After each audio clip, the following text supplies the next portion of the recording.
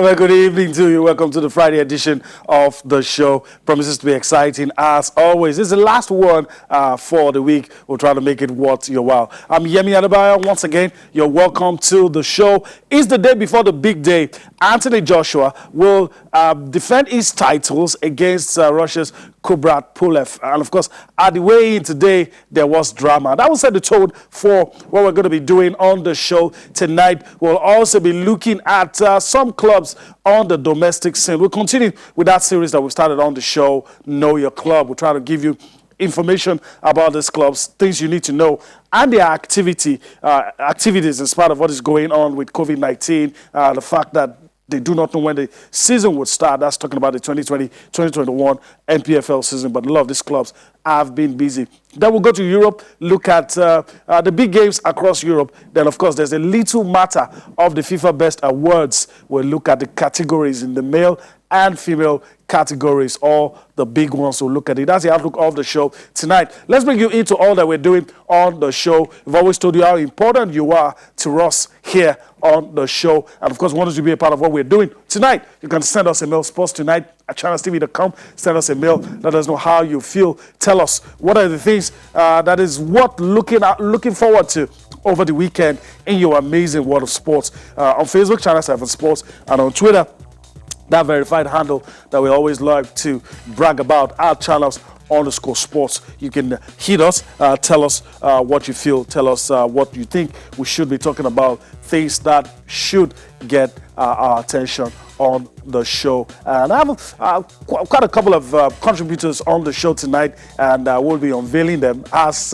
the show begins. So just sit back, relax, there's a lot for you on the show tonight. Let me quickly introduce my partner here with me in the Lagos studio. Of course, we will touch up, in two other places, but I won't say that just yet. Ikena joins me this Friday evening. Ikena, it's good to have you join me on the show tonight. Thank you, Yemi. I'm glad to be back. All right. It's always an amazing time for me in the studios. All right. Let me quickly introduce the other guys that will be on this ride with me. Let me quickly go to Austin Okon-Akpan. He also joins us from London. Our man, Austin Okon-Akpan. Austin, good evening. It's nice to have you on the show as well.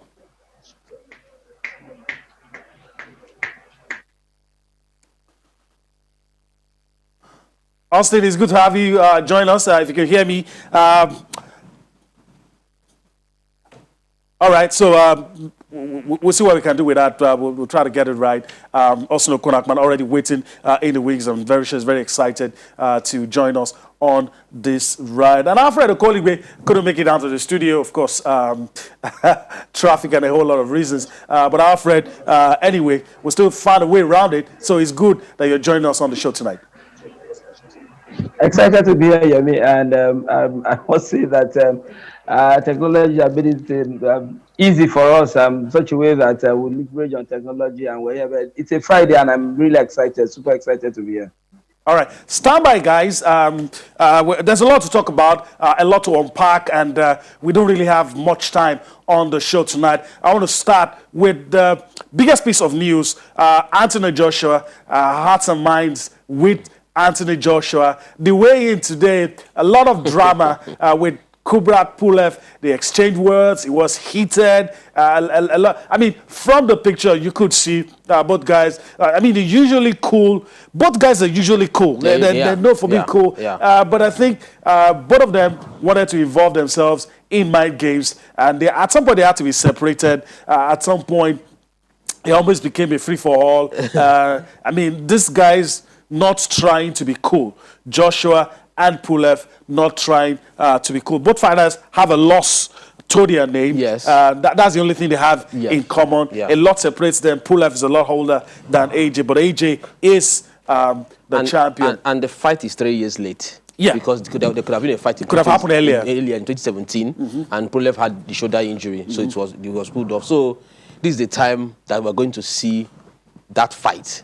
So Pulev versus Joshua is the fight for this moment. No excuses. No excuses. So somebody has to go down tomorrow. All right. Okay.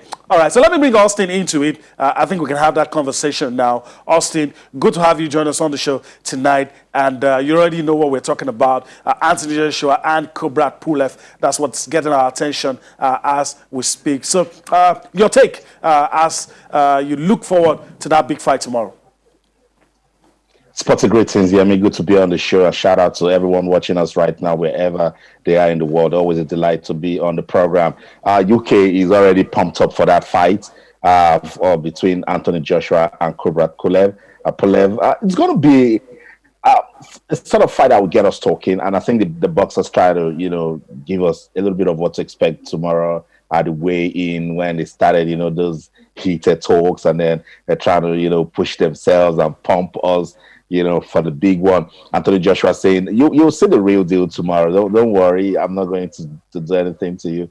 I think this is a fight that will, in a lot of ways, get us talking again about the heavyweight category, which is very competitive at the moment. Don't forget, there's Tyson Fury somewhere. There's Deontay Wilder. Mm-hmm. There's even Alexander Usyk, who is a very decent fighter, also waiting for a big fight. So let's see what Anthony Joshua can do with this fight tomorrow. He's been tipped as favorite. I like the way he's looking. He's athletic. He's calm. He's relaxed. He's still giving those charming smiles. He's got an organized team. They understand that they've got everything to lose. I mean, he's the one bringing all the belts, so he's got to give us some champion stuff. I say it again, there's no room for complacency. Andy Ruiz has shown that, look, anybody can stun anybody. Right. So Anthony Joshua will come out tomorrow and then maybe get tactical again with his movement. His team, they've been talking a lot about agility and moving around the ring, taking those 1-2 jabs and then relax to re-strategize, which was what we saw in the rematch with Andy Ruiz. Tomorrow we're going to see good boxing. All right. Okay. Let me get Alfred into this. Alfred, let me throw this one at you. I don't know if you're like me.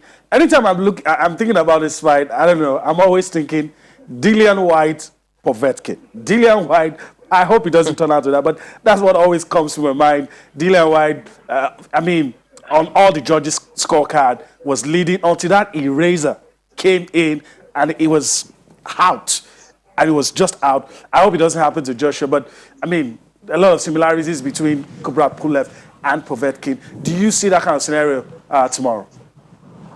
Yeah, interestingly, I share the kind of fear that you just expressed when it comes to a fight like this. You mentioned Povetkin, Dillian Whyte, Andy Ruiz, Anthony Joshua, their first fight. Recall that everybody thought that Joshua was going to get it by a mile until Ruiz came with a different plan, knocked him down severally, and went away with the belt. He was saved because there was a rematch, clause in the agreement, and so when it became twice more, I say, extra careful when the second fight came. So in a fight like this, it's happened before. We don't expect Thunder to strike twice. Anthony Joshua knows that a loss is resting on this. Almost all of the belts he has put on the line, and something like this has happened before, especially when he fought Andy Ruiz. But I think he's wiser now. He's a bit calmer now. He's a more matured fighter now, and so I think a lot of tact would have been put into his fight. His his corner is very experienced, and I think they're telling him the right things. We don't expect him to make the same kind of mistake. We would have thought that, okay, he lost to naivety against Ruiz in the first time out, and he wouldn't want to make that kind of mistake again. Recall that the fight everybody is looking at is the All-British clash, and that might turn out to be the biggest payday in boxing, and he wants to get that. For him to get there, he has to get this one first, and I think this one will just keep him focused. All right. As much as I would love us to spend a lot of time on Anthony Joshua and Kubrat Pulev, there's a lot for us to talk about on the show. But before we leave Joshua, trust Nigerians. They're already drumming up support for Anthony Joshua. And in Ogun State, the government is not leaving anything to chance. They're drumming up support for him. The rallies, there will be viewing centers. A lot of people will be in different places watching that bout late in the night. Depending on what happens in the other fights, we could be up till about 10:30, 11 Nigerian time before that fight happens. But if those other fights end quickly, we might see that fight earlier. But I mean, what can you say? I mean, you're looking at the banners, Ogun State, trying to let everybody know that this is our own, this is our son.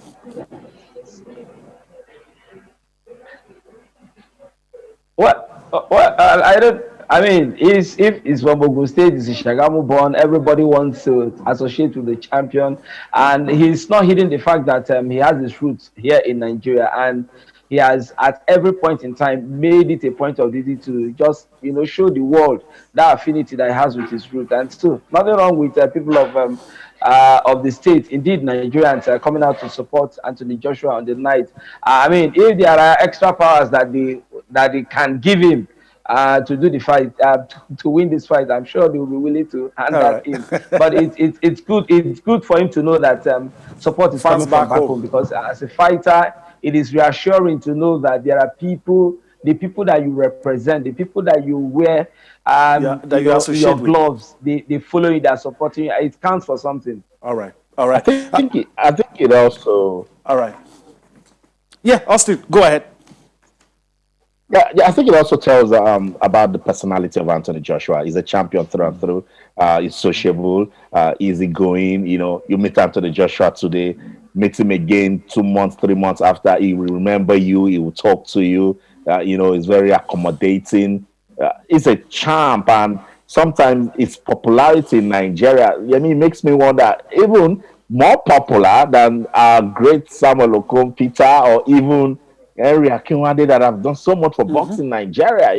I was reading a piece by Tunde Koiki, and I totally agree with everything he said. And it's not just that because Anthony Joshua is the world heavyweight champion. There's something about his personality. There's this charm about him, this aura that wherever he is, it just gets everybody going. And I think that's what has kept him this long, and that's what will actually give him more good things in heavyweight boxing. All right. Ikena, your take. I'm all smiles. I'm all smiles. I think one thing he did was he identified with his people. He's been home a couple of times. He identified with them. He's done some boxing clinics over there. He's gone to see the governor and everything. A lot of charity work as well. Charity works as well. So the people, they see him as one of them. Feel like they're part of the story. So that game is going. Everybody, Ogun State is going to stand still. Not even Ogun State, the whole Nigeria, because we that, like I also said, the charm and the charisma about this man. So we are all going to watch that. We have vested interest in Anthony Joshua, and believe you me, every Nigerian is wishing him well. We want him to win that fight, and he's going to win that fight. All right. A lot of confidence oozing out of Ikena, and a lot of people. Hopefully, after that fight, we'll be talking about a victory for Anthony Joshua, and possibly that mega fight that we are all expecting, him against British rival Tyson Fury. What a fight that will be! But the hurdle in front of him, it's Kubrat Pulev, the Russian, and of course, not an easy task. All right, guys, let's move on the show. There's a temptation to keep talking about Anthony Joshua, but we have a lot of ground to cover. Let's leave it at that. Hopefully, we'll come back here to talk about victory for our man. But let's go to Benin Republic and quickly and talk about something that leaves a sore taste in our mouths. We're now, with our calculators, imagining all kinds of scenario, and there you have it. Ghana taking on Cote d'Ivoire. Technically, we're still in it. But even for the most optimistic person, you'll feel that the Flying Eagles have their bags packed already.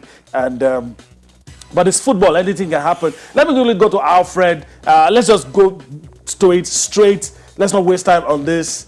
All that needs to happen is for Ghana to beat Cote d'Ivoire 2-0. But the vibes we're getting from the Ghanaians is, look, we've done the job, we're going to rest our players. So if we're expecting any favors, it just might not happen. At this level, you wouldn't, who would have thought that we'll have to depend on other teams? Getting 1 point from 2 attempts, I don't think is good enough. It just showed clearly that there is a disconnect somewhere in our youth football development policy. Perhaps we're not doing enough. Perhaps we can also say that maybe the coronavirus pandemic has robbed us of this opportunity. Where you ask yourself, what are the activities that are happening around our youth football circles? How do we recruit players for our national teams?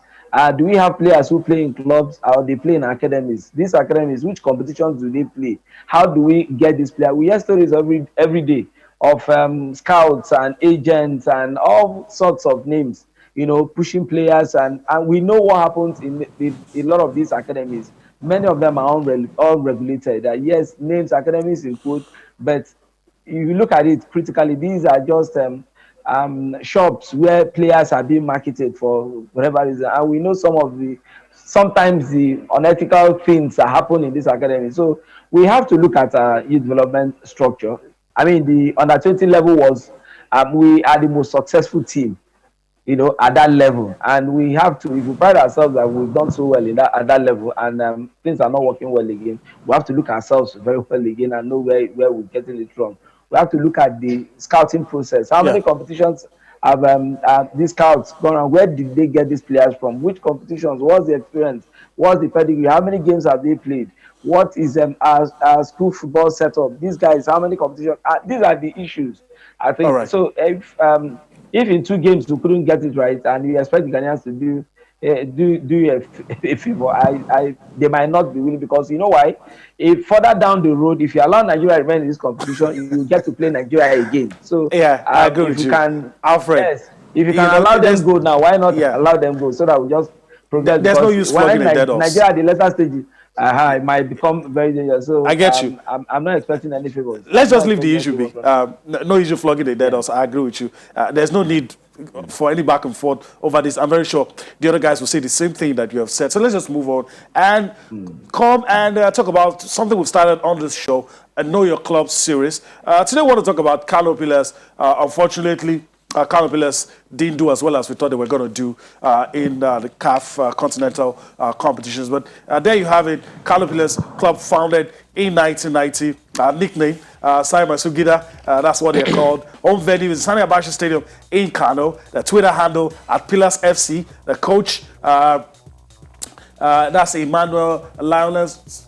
That's his name. And Captain Rabiu Ali, Surajo Yahaya is the administrator, the key man, the go-to man when you're talking about Carlo Pillars. Let's see what the club has been up to while the pandemic was disturbing everybody. They acquired some players. Anikeme Okon comes in from one of the clubs in Turkey, decided to return home and pitch his tent with Carlo Pillars. Ayobami Jr. from 3SC, that's Shooting Stars. David Naji from El Kanami Warriors. And Dennis Indasi, also a player who returns home, was playing his trade in Morocco, but he comes back home to join Simon Sugida, Candace Kano Pillars. All right, let me go to Austin quickly. We're about to go on a break, but Austin, you look at Kano Pillars, done a couple of teams. I mean, the fact that they didn't go as far as we wanted them to hangs over them some sort, but they have an opportunity when the league starts to turn things around. Fantastic team. Simon Sugida, respected team in the Nigeria Professional Football League. Kano Pillars, they one time back to back, 3 times league champions, dominating, and they command a lot of respect. And when you talk about Nigerian football, we also love the way their fans turn up to show love to Nigerian football. So this is a team that every year, sincerely, I expect so much from Kano Pillars, because I think they have the mentality of what it takes to be a champion, but something is just pulling this team back, So again, it's back to our planning, it's back to lack of policy to implement good things that work for football in that state, and also to an extent not having that sort of drive and support that they need. But for Kano Pillars, anytime, any day, there's no team in the Nigeria Professional Football League that will be going against Kano Pillars. I will not prepare more than how you should prepare if you're playing any other team, because they've got quality, everywhere. Rabiu Ali leads that team, like he's leading the national team. And they've got so much love for him and some of the players in the team. I think they've got good administration also, in the sense that you can commend them that they also doing maybe in volleyball, in basketball. The state has been able to, invest. It's just because we lack those structures that we keep the momentum going. So shout out to Kano Pillars. I like them as a team. They've brought a lot of followership and development to the Nigeria Professional Football League. And that's one team that, yes, we should look forward to what they can do this season, despite them crashing out of the continent. Okay, all right. Without Austin, we need to go on a break right about now. When we return from the break, there's still one other club to profile as we await the start of the 2020-2021 NPFL season. But we need to go on that break and come back for more on Sports Tonight. Join us again. All right, welcome back. We're still on the matter, talking about Know Your Clubs, the series that we've started. Let's quickly go on and talk about another club as they prepare for the new season. Wiki Tourist, that's the next stop for us on the show tonight. Wiki Tourist team founded in 1992. They're nicknamed the Bauchi Elephants. The home venue, Abubakar Tafawa Balewa Stadium, that's in Bauchi. You have their Twitter handle, @Wiki Tourist FC. Coach is Usman Abdallah, needs little or no introduction. Captain Idris Guda, administrator Balarabe Douglas. That's the administrator. Okay, what have they been up to? Their new signings, quite a bit lengthy. Got a couple of players from Ehimba. I don't know what happened. Steven Chugude from Ehimba. You have Thomas Zenke also from Ehimba. You have Bright Emmanuel from Ehimba. Andrew Abalogo from Eyimba, Stanley Nwabali, also from Eyimba. You have Jimmy Ambrose from Plateau United. You have Chinedu Odaga from Lobby Stars. Jami Halibi from Sunshine Stars. Abiodun Thompson from Heartland. Nazivi Yahaya from CS Faxien in Tunisia. You could see that they've been quite busy with all of these acquisitions, and some of those players are players anybody would love to have in their squad. Iken, let me just go to you quickly. A well-respected coach, a lot of good signings, everything shaping up, you know. At the beginning, okay, while we were on break, while we were preparing for the league, and when the transfer window was open and they started buying players, a lot of people on social media have already given the trophy to Wiki Tourist because of the signings they made.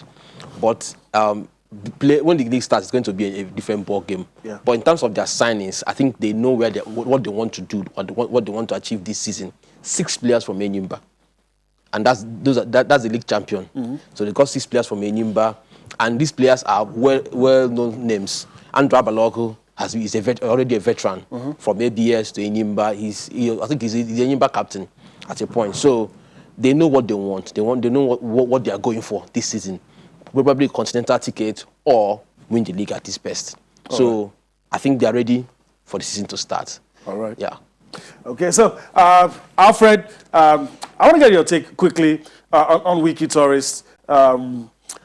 You know, it's hard to tell. The season has not started. We'll probably need a couple of matches before we begin to say this will happen, that will happen. But you look at the list of players that they've brought in, and what can you say about their ambitions with that?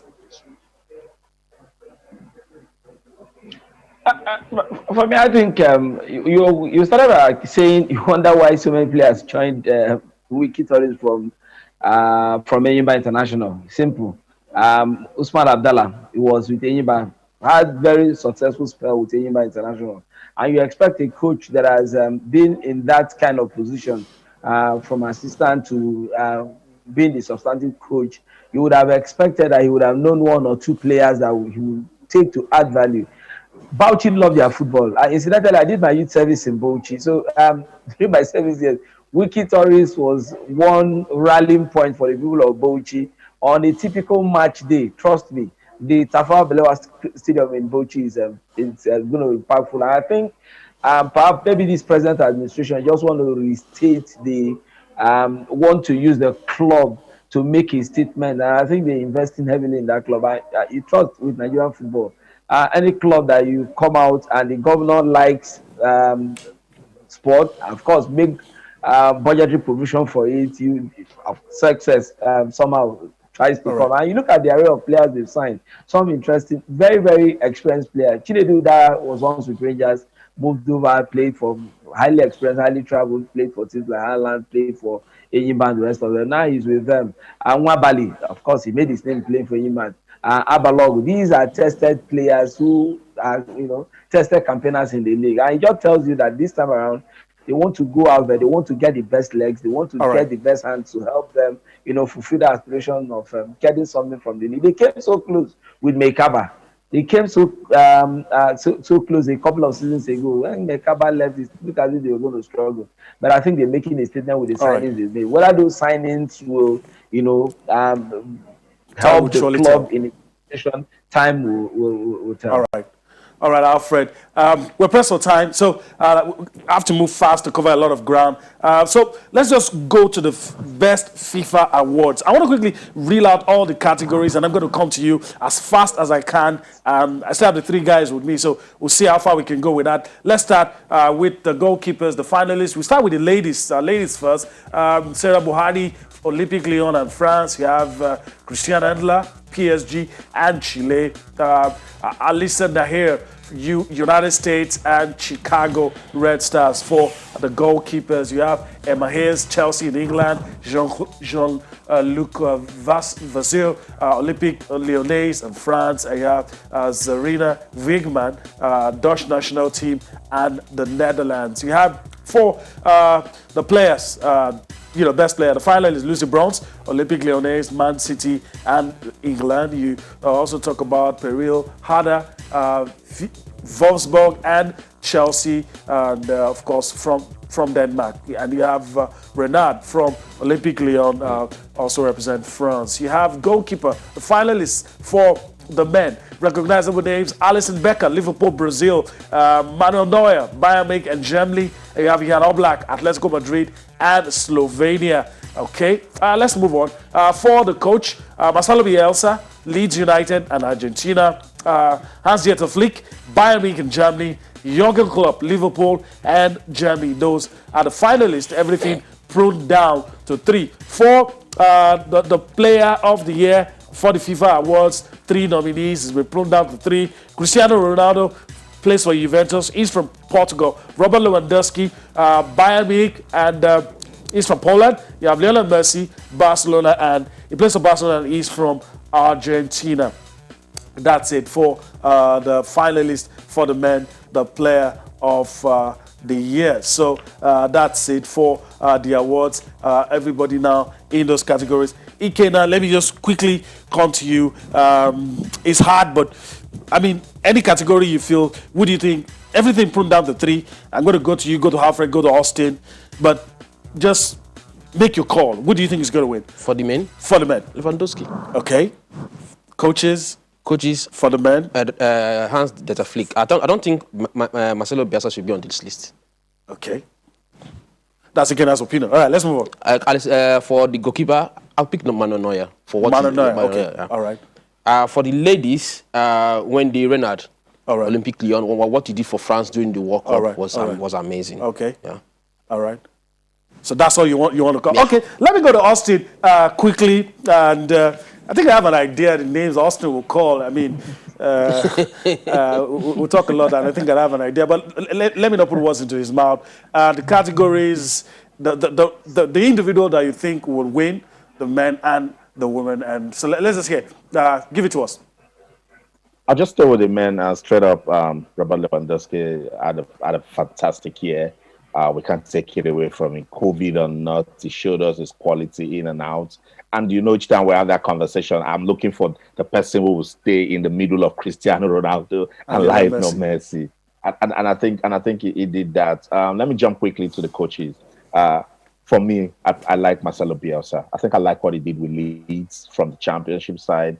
And then right into the Premier League, he tried to sustain that tempo. So I like him a lot. I love when you start from the bottom, to the top. And he has shown that he's that kind of coach that can pick a young team and then instill some level of confidence and inspiration into them. And that's what it means, to be somebody with ideas, with quality, because he doesn't have all your big players, and then he's still performing magic with them. And so that's why anytime, any day, I'm going to go for Marcelo Bielsa. For the goalkeeper? I like...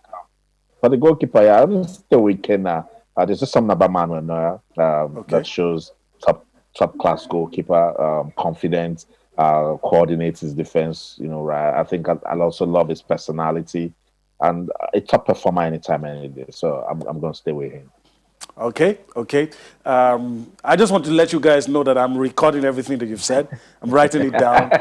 So when the awards are done, I'll score you guys. I'll score you guys. Okay, Alfred, quickly. I don't know if you want to stay with the guys too, or you want to make a call across board. Well, But let me hear you.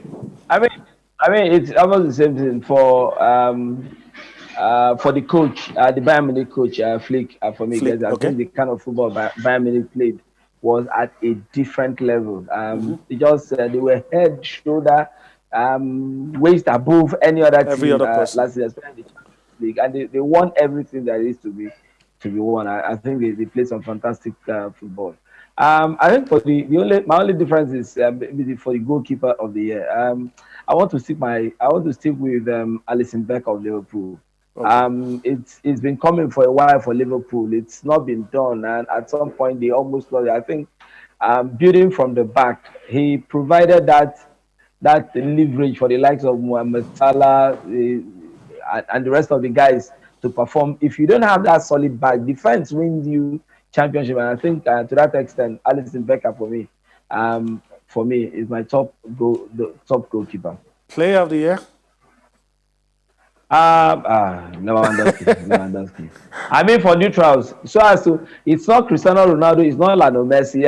Just someone different. Let's say And for that reason, it's Robert Lewandowski for you. Lewandowski. That's the reason why I go with Lewandowski. Okay, all right. So you have been told, and I'm going to say it again, all the choices you have made, I've written it down somewhere. So when next you're on the show, I'll let you know your score. Maybe you'll be the next octopus. Who knows? All right, let's go on and talk about big games across Europe. Some games are worth looking forward to. So let's just quickly show you. And I still have the guys with me. They're going to give me their take as we prepare to wrap things up on the show tonight. So there you have it. In England, it's the Manchester derby. Manchester United and Manchester City. Manchester United man the Ole Gunnar Solskjaer under a lot of pressure. Then you go to Spain. It's the Madrid derby. Real Madrid against Atletico Madrid. In games like this, I mean, form is thrown out of the window. It's a derby. Anything could happen. Then you go to France. In France, you have the French money bags, Paris Saint-Germain and Olympique Lyon. That's it. Always a tough encounter. Olympique Lyon always find ways undefeated this season. Yes, always find ways to, in spite of all that is available to PSG, always find ways to neutralize them. All right, let me start with Austin. These games, where do you think the pendulum will swing in all of these three games? I mean, we've just decided to select this. There are other games in Europe, but this one, I mean, it will be worth your while if you take time to see this. So, you're going to start with Manchester derby. Where do you think it's going to go? Of course, that's where I am. So I'm going to definitely start with Manchester United and Manchester City. Both teams almost in the same situation. Don't let the tables fool you. Manchester City, they've also struggled this season a lot. We know that Manchester United are in stormy waters. It is big games as these that can actually redefine your season. So let's see what both teams can do with this match. I particularly feel that Manchester United can make a big statement playing at home. So for Ole Gunnar Solskjaer, he needs to repay the confidence that the board has placed on him. I mean, I told you the last time on this show that it is only marriage that shows this sort of confidence and loyalty that the board has shown to Ole Gunnar Solskjaer. They were pretty unfortunate to have crashed out of the UEFA Champions League. I think the Manchester United, it's been a pretty decent. Aside losing to Arsenal, I think first week in November wasn't that bad. Came back against Everton, you remember. Came back against Southampton, but just that final touch to exert your authority that is not happening for Manchester United. For Manchester City, we're expecting so much because, of course, there's a lot of money in that team. There's a lot of quality, and when Pep Guardiola, signed that contract, we started expecting so much from them. So tomorrow, the best team will win. In big games like this, it's difficult to say where it's going to go. Football will give you the answer, but both sides actually need a win in that one. The best. All right, go to Spain quickly. In Spain, Atletico Madrid, they're on top of the table. Should be a lot of motivation for them. They have 26 points, and Real Madrid are fourth on the log with 20 points. But in this sort of games, yeah, city rivals, there's no big name. Everybody just come out to give their best because there's so much on the line for it. But let's come out to show the sort of quality that they need to start the season properly, and they've done just that. And let's All see right. if they can keep it going tomorrow against a big name as Real Madrid. All right. In France, Paris France. Saint-Germain, top of the table. They've been showing a lot of quality, but don't take anything away from Lyon. They both sides have played 13 matches. Just 2 points separates them. Paris Saint-Germain with 28 points, and Lyon with 26 points. And in such a game as these, you know, where there's no respect, you just expect that people just come out and give their best. PSG is playing at home. I think in the last 3 games they've been in a fine form. So let's see if they can keep their momentum going. But I don't underrate the stunning power of Lyon. All right. Let me go to Alfred quickly. We're pressed for time. Alfred, let me see if you can run through this for me. Those 3 matches. I know you're not a gambling person, but I mean, there's somebody you think will win.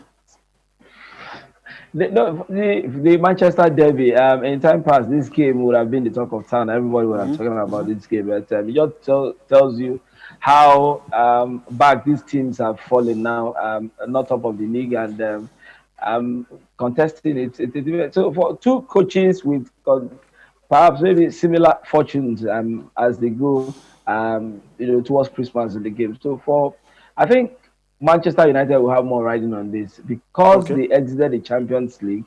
Like Austin said, that confidence. Some other coaches would have gotten the boot.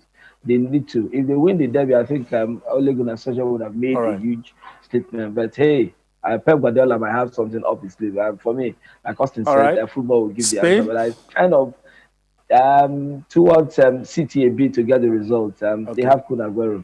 And they're going to be deadly.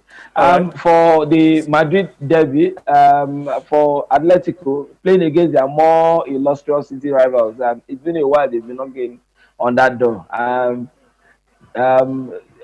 Real has done them in severally. I think now that they are topping the league, they seem to be in a very rich vein of form, and they want to capitalize on that. Remember that this Madrid team was beaten by Cadiz, the same Cadiz that beat Barcelona. And that. So now that they have that form, they have form going for them, and some exciting players in their ranks. This is an opportunity to get one over their city rivals. So I kind of favor Atletico more in this game because I've seen Madrid falter a while this season. While they're in France for PSG and Lyon. Lyon, like you said, with all the money that PSG can boast on, Lyon somehow find a way of really getting something out of them. It will be interesting to see how this one ends. All right, so I want to quickly thank Austin Okon-Akpan and Alfred Okoligwe taking our time to be with us on the show tonight. I really appreciate both of you. Hopefully we'll get to do this some other time.